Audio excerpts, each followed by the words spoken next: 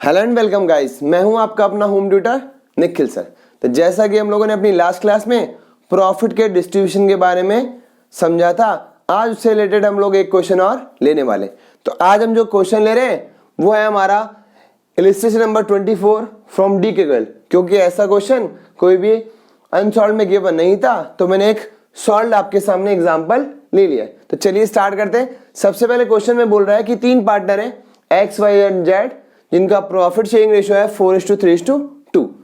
अब नेक्स्ट बोलता है कि फ्रॉम 1 अप्रैल 2017, यानी 1 अप्रैल 2017 से ये तीनों पार्टनर चाहते हैं कि ये प्रॉफिट को इक्वल रेशियो में क्या कर ले, डिस्ट्रीब्यूट कर ले। अब मैंने आपको बताया था कि अगर एग्जिस्टिंग पार्टनर अगर अपना प्रॉफिट शेयरिंग रेशियो चेंज करते हैं तो रेशियो चेंज करने की वजह से किसी ना किसी पार्टनर को सेक्रीफाइस और गेन होता है। उससे बचने के लिए इस प्रॉफिट को या रिजर्व को हम लोग क्या कर लेते हैं, पहले ही डिस्ट्रीब्यूट कर लेते हैं। तो देखते हैं आगे क्वेश्चन में क्या बोल रहा है।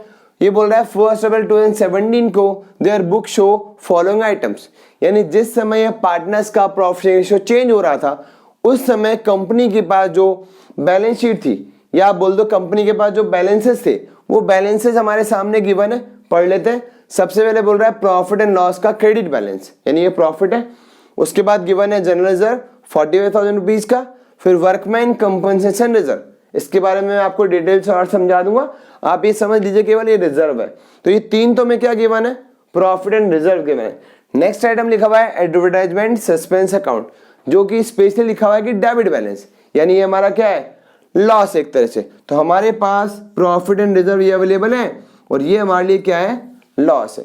नेक्स्ट बोलता है शो जनरल एंट्रीज, यानी अब आपको क्या करना है, जनरल एंट्री बनानी। तो मैंने आपको लास्ट क्लास में भी समझाया था कि हमारे पास इस प्रॉफिट को या तो डिस्ट्रीब्यूट करना है या इसको हमें एडजस्ट करना है। तो अभी हम लोग क्या पढ़ रहे हैं, इसका फर्स्ट पार्ट कि प्रॉफिट को किस तरह से डिस्ट्रीब्यूट किया जाएगा। इसके बारे में मैं आपको लास्ट क्लास में अच्छी तरह समझा चुका था कि हमारे पास रेशियो चेंज होने की वजह से पुराने प्रॉफिट जो हैं, यानी कौन से प्रॉफिट हैं, रेशियो चेंज होने से पहले वाले, तो इस पुराने प्रॉफिट यानी ओल्ड प्रॉफिट को ओल्ड पार्टनर में ओल्ड रेशियो में क्या करना है, आपको डिवाइड यानी डिस्ट्रीब्यूट कर देना है। यानी न्यू रेशियो का यहाँ पे कोई भी काम नहीं है। तो डिवाइड या डिस्ट्रीब्यूट किस तरह से करना है, ये भी मैंने आपको लास्ट क्लास में समझाया था। CR और DR के तरीके से इसको क्या करना है, डिस्ट्रीब्यूट कर देना है। तो आपके सामने जो प्रॉफिट का बैलेंस CR दिख रहा है और ये भी दोनों रिजर्व है, इनका बैलेंस भी हमारे पास क्या है, क्रेडिट बैलेंस। तो क्या करेंगे, इसको बिजनेस से हटाने के लिए, यानी इसको यहां से दोनों पार्टनर या तीनों पार्टनर में डिस्ट्रीब्यूट करने के लिए जिनका बैलेंस क्रेडिट है उन तीनों बैलेंस को मैं क्या कर देता हूं, डेबिट कर देता हूं। तो मैंने यही लिख लिया, क्या लिखा है मैंने, profit and loss account debit, general reserve account debit और workman compensation reserve account debit. अब मैंने आपको लास्ट क्लास में ये भी समझाया था कि जिनका बैलेंस CR होता है उनको तो DR करना है, और इसका बैलेंस आपको क्या दिख रहा है, DR करना है। तो इसको मैं इधर कर लेता हूं CR, लिख लेता हूं to advertisement suspense account. Amount कितना है इसका, 90,000 रुपीज। और कैपिटल का कॉन्सेप्ट भी मैं आपको समझा चुका हूं, इसको मैं यहां से हटा देता हूं क्योंकि इसका बैलेंस DR था, इसको मैंने क्या कर लिया, CR कर लिया। अब मैंने आपको क्या समझाया था कि प्रॉफिट और रिजर्व की वजह से पार्टनर जो कैपिटल है वो क्या हो जाता है, इंक्रीज हो जाता है। तो जैसे हम लोगों को पता है कि कैपिटल का जो बेसिक नेचर है, कैपिटल का बैलेंस हमेशा क्रेडिट होता है, और प्रॉफिट की वजह से पार्टनर का जो कैपिटल है वो क्रेडिट ही रखना है। क्यों रखना है क्रेडिट, क्योंकि प्रॉफिट की वजह से कैपिटल के बैलेंस को मुझे इंक्रीज करना है। तो जिसका बैलेंस CR है उसको जब मैं CR रखूंगा तो क्या हो जाएगा, वो इंक्रीज हो जाएगा। तो क्या करते हैं, इन प्रॉफिट और रिजर्व को तीनों partner, old partner to X capital, to Y capital और टू Z कैपिटल, यानी इस ओल्ड प्रॉफिट और रिजर्व को ओल्ड पार्टनर्स में ही ओल्ड रेशियो में क्या कर देता हूं, मैं डिवाइड कर देता हूं। अब मैं सबसे पहले इन तीनों का टोटल कर लेता हूं। 120 और 60 कितना हो गया, 180। 180 और 45 कितना हो गया, 225। अब क्या करना है मुझे, 2,25,000 रुपीज को इन तीनों ओल्ड पार्टनर्स में इस ओल्ड रेशियो में डिवाइड कर देना है। तो कैसे करोगे, इनटू 4 डिवाइड बाय इन तीनों का टोटल करो, 4 और 3 7 और 2 कितना हो गया, 9।